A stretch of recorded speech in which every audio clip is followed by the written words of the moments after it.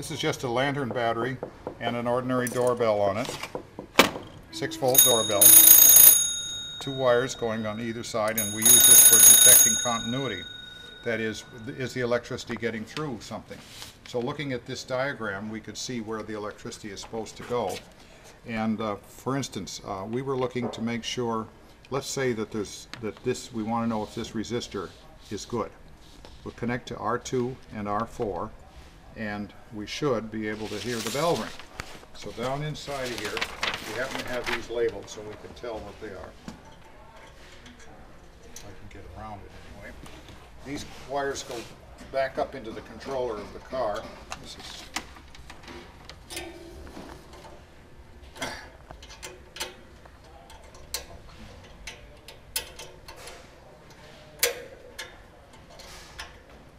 okay, where did we say R4 was? It's right here. Yeah.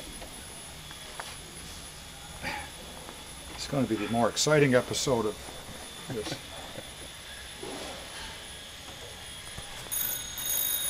So we know we have continuity through from here to here. There are taps down on the bottom of these resistors which correspond to these little wires, little dots right on here.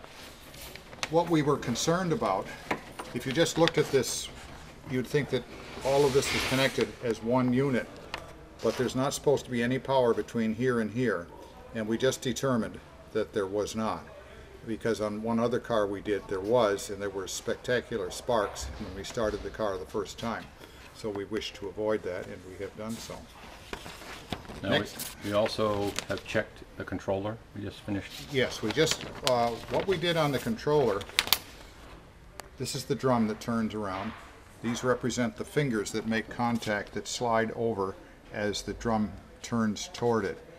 And what we were doing, we rang out each one of these, first of all from one controller to the other.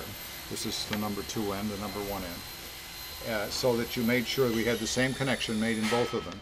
And then we did the same thing on the reverser. FAA, this is motor number 1.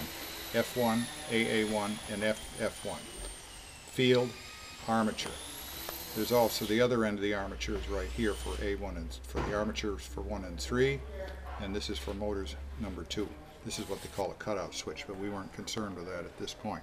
So we wanted to make sure that every motor was wired. Now what we're going to do is we're going to check from here to the motors which are under the car to make sure that the wire that hangs down is by motor number 1 is really that wire. So I guess we can do that.